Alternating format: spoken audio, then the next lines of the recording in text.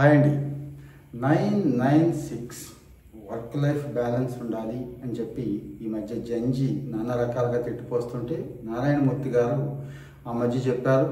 అంటే వర్క్ ఎలా ఉండాలి, ఎన్ని గంటలు పని చేయాలని చెప్పి మళ్ళీ 996 అంటే రోజు 9 గంటల నుంచి సాయంత్రం 9 గంటల దాకా పని చేయాలి, వారానికి 6 రోజులు పని చేయాలి, ఒక రోజు సరిపోతుంది రెస్ట్ తీసుకోవడానికి, ఫ్యామిలీ లైఫ్ ఎంజాయ్ చేయడానికి.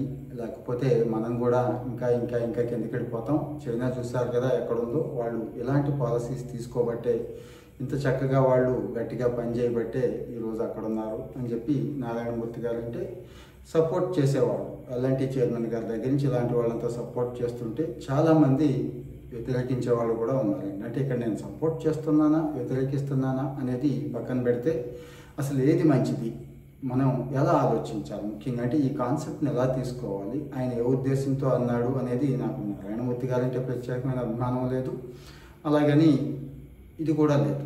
సో ఇక్కడ ఎలాన్ మస్క్ లాంటి వాడు ఏమన్నాడు అనేది చూద్దామండి. ఎలాన్ మస్క్ అందరికీ ఆదర్శం, ప్రపంచంలో అపర కుబేరుడు, అద్భుతమైన స్టార్టప్స్ తీసుకొచ్చాడు, అద్భుతంగా సంపాదిస్తున్నాడు, ఇప్పటికీ చాలా మంచి పవర్ఫుల్ బ్రెయిన్ అంటాం కదండి. ఎలాన్ మస్క్ ఏమంటాడు అనేది చూద్దామండి. అసలు ఈ 996 ఏంటి అంటాడు ఆయన.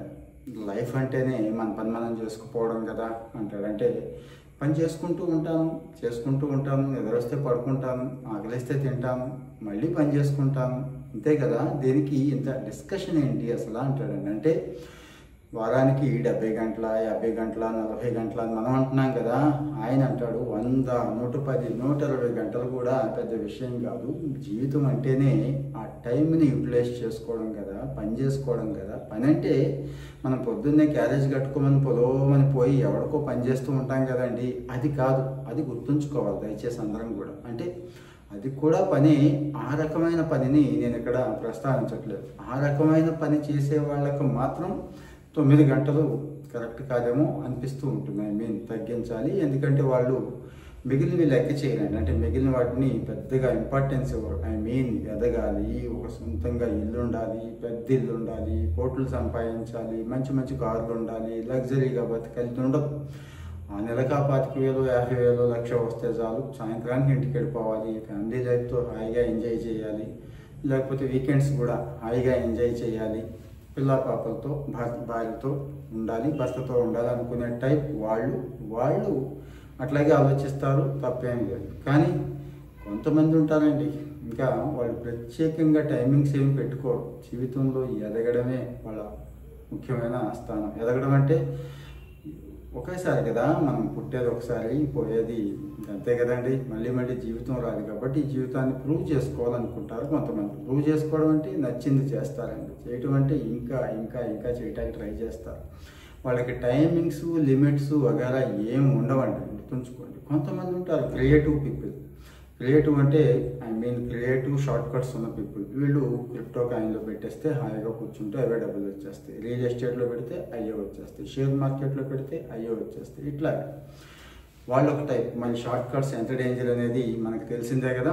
అంటే వాళ్ళు 1-2 గంటలే చేస్తారు, కానీ షార్ట్ కట్స్ ఎత్తుకుంటారు. ఎదిగే అవకాశాలు చాలా చాలా చాలా తక్కువ. ఇక్కడ సక్సెస్ అయ్యే అవకాశం చాలా తక్కువ. అంటే ఫెయిల్ అయ్యే అవకాశం, రిస్క్లో పడే అవకాశం ఎక్కువ ఉంటుంది. కొంతమంది ఉంటారు అసలు ఎన్ని పనులు చేయాలా, హాయిగా కూర్చొని ఇలాగా సోషల్ మీడియాలో యూట్యూబ్ వీడియోలు ఇవి చేసుకుంటే సరిపోదా, 1,00,000 మంది ఫాలోవర్స్ ఉంటే డబ్బు సంపాదించలేమా, లేకపోతే ఇంకా చాలా చాలా ఆలోచనలు ఉంటాయి కదండి. చిన్నవి అంటే హాయిగా ఉండాలి, ఇంట్లోనే ఉండాలి, ఫుల్ టైం నేను పని చేయలేను. ఫుల్ టైం అంటే ఆఫీస్కి వెళ్ళి కూర్చొని పని చేయలేను, రోజుకి 1-2 గంటలే చేస్తానంటారు, కానీ అక్కడ కూడా కరెక్ట్ కాదు, ఎదుగుదల ఉండదండి. ఎందుకంటే ఎక్కడైనా ఎదుగుదల ఉంటుంది అంటే ఒకసారి గమనించండి. ఒక 10% పీపుల్ 5% పీపుల్ టాప్లో కనిపిస్తూ ఉంటారు చూడండి. వాళ్ళు ఏం చేస్తుంటారు ఎప్పుడైనా అబ్జర్వ్ చేశారా? నిరంతరం అదే మైండ్ సెట్లో ఉంటారండి, నిరంతరం దానికోసమే పాకులాడుతూ ఉంటారండి, నిరంతరం దాని గురించి ఆలోచిస్తూ ఉంటారు, నిరంతరం దానికోసమే ట్రయల్స్ చేస్తూ ఉంటారు. ఫెయిల్ అయినా కానీ మళ్ళీ ఎంత రిస్క్ అయినా తీసుకోవడానికి వెనకాడరు చూడండి. వాళ్ళకి టైమింగ్స్ వగేరా ఏమి ఉండవండి, ఏమీ ఉండవు. అంటే ఆ పనిలోనే ఆనందాన్ని వెతుక్కుంటారు, ఆ ప్రయత్నంలోనే గొప్ప సంతోషాన్ని వెతుక్కుంటారు. వీళ్ళు ఒక రకం అన్నట్టు. సో మళ్ళీ ఇక్కడికి వచ్చేద్దాం. 996 దగ్గరికి వచ్చేస్తే జాక్మా లాంటి వాళ్ళు కూడా ఏమంటారో తెలుసా, అంటే కంపెనీలో పనిచేస్తున్నప్పుడు, జాక్మా అంటే మీకు తెలుసు కదండి, అలీబాబా ఫౌండర్. కంపెనీలో పనిచేసేవాడి కంపెనీకి దగ్గరే ఉండాలి, దూరంగా ఉంటే కుదరదు. కంపెనీ అంటే ఆడుతూ పాడుతూ ఉద్యోగం చేస్తామంటే కుదరదు. ఎన్ని గంటలు అంటే అన్ని గంటలు పని చేయాలి, ఆ జీతం పట్టుకెళ్లాల్సిందే అని వాళ్ళు పెడతారండి. అంటే మీరు ఒక కార్పొరేట్ కంపెనీ అంటే ఎక్కువ మంది దీంట్లోకి వస్తారు కాబట్టి, కార్పొరేట్ కంపెనీలో మెజారిటీ పీపుల్ పనిచేస్తున్నప్పుడు వాళ్ళు మీ దగ్గర నుంచి ఎంత పిండాలంటే అంత పిండుదామని ట్రై చేస్తారండి, గుర్తుంచుకోండి. అది మనకు నచ్చలేదు అనుకోండి, అప్పుడు ఏం చేయాలి, ఫ్రీలాన్స్కి వచ్చేయాలి, వదిలేయాలి. లేదు నచ్చింది అనుకోండి, ఇంకా ఇంకా ఇంకా కష్టపడాలి. తప్పేం లేదు. ఏది అక్కడ నారాయణమూర్తి గారు చెప్పినట్టు ఎంత కష్టపడితే, ఎందుకు కష్టపడాలి అంటే ఎంత కష్టపడితే అంత ప్రతిఫలం వస్తుంది కాబట్టి, గుర్తింపు వస్తుంది కాబట్టి, జీతం పెరుగుతుంది కాబట్టి, హోదా వస్తుంది కాబట్టి తప్పేమీ లేదంట నేనైతే. అంటే మరి మీకు ఆ మైండ్ సెట్ ఉంటేనే సుమా. రెండోది ఉంటుంది, వద్దు అంత కష్టపడొద్దు అనుకున్నప్పుడు, అంటే ఈ రకం రెగ్యులర్గా నేను చూస్తూ ఉంటానండి. ఈ 2-3 రకాల వాళ్ళు ఉంటారు. ఎవరు పైకి వెళ్ళిపోయి టాప్లో కూర్చుంటారు, ఎవరు గట్టిగా మంచి పొజిషన్లో ఉంటారు అనుకుంటే వీళ్ళండి. ఎవరు టైమింగ్స్ పెట్టుకొని, టైం ఫ్రేమ్స్ పెట్టుకొని, కంఫర్ట్స్ పెట్టుకొని, ఫ్యామిలీ లైఫ్ పెట్టుకొని ఇలా చేసుకునే వాళ్ళు కష్టం ముందుకు వెళ్ళడం. ఎందుకంటే మరి ఫోకస్ లెవెల్స్ తక్కువ ఉంటాయి, ఇచ్చుకునే టైం తక్కువ ఉంటుంది, కష్టపడే టైం తక్కువ ఉంటుంది. కాబట్టి అంటే నేను అటు వర్క్ లైఫ్ని బ్యాలెన్స్ చేసేయాలి, ఫ్యామిలీ లైఫ్ బాగా గడపాలి అనుకుంటే ఇవి తగ్గించుకోవాల్సిందే, తప్పదు.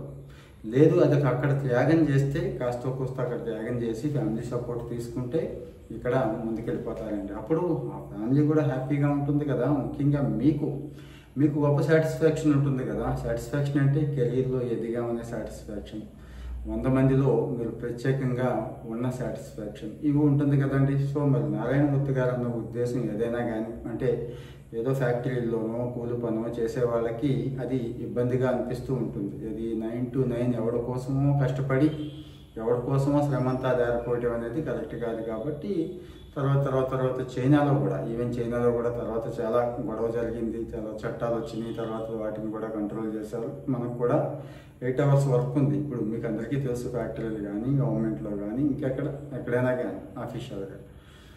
అయితే ఇక్కడ విషయం ఏంటంటే, నేను మళ్ళీ గుర్తు చేస్తున్నాను, మీకు ప్యాషన్ ఉంది, మీకు ఒక స్ట్రాంగ్ డిజైర్ ఉంది అనుకున్నప్పుడు టైమింగ్స్ పెట్టుకోవాలి. అన్లిమిటెడ్ టైం నిరంతరం దానికోసమే కూర్చోండి, దానికోసమే పని చేయండి. ఏది రిజల్ట్ రావటం కోసం కూర్చోండి, పని చేయండి, అంతే తప్పించి పెట్టుకోవాలి. లేదు ఇలా ఉంది, వర్క్ కల్చర్ టాక్సిక్గా ఉంది, టైమింగ్స్ టూ మచ్గా ఉన్నాయంటే చేసేది ఏముందండి, మనం స్విచ్ అయిపోవడమే. కెరీర్ స్విచ్ అయిపోయి కెరీర్ మారిపోతే ఇబ్బంది ఏమి ఉండదు కదా. నచ్చిన కెరీర్ అంటే ఏ పని చేస్తే మనకు అలసట రాదు, ఏ పని చేస్తే హ్యాపీగా ఉంటాం, ఏ పని చేస్తే ఎన్ని గంటలు పని చేసినా కానీ అసలు ఏమీ తెలియదు, టైం తెలియదు, అది మీకు బెస్ట్ పని అండి, బెస్ట్ సూటబుల్ అయ్యే పని అదే అంటాను నేనైతే. ఇక్కడ కామెంట్లో మీ ఒపీనియన్ చాలా చాలా ఇంపార్టెంట్. మరి ఈ విషయం మీద మీరు ఏమనుకుంటున్నారు, అసలు మీ ఫీలింగ్స్ ఏంటి, మీరు ఎలా ఫీల్ అవుతున్నారు అనేది దయచేసి కామెంట్లో చెప్పండి. మరి బాగుంది, సబ్జెక్ట్ బాగుంది అనుకుంటే దయచేసి ఎవరికి షేర్ చేయాలో మీకు తెలుసు, వాళ్ళకి షేర్ చేయండి. Thank you.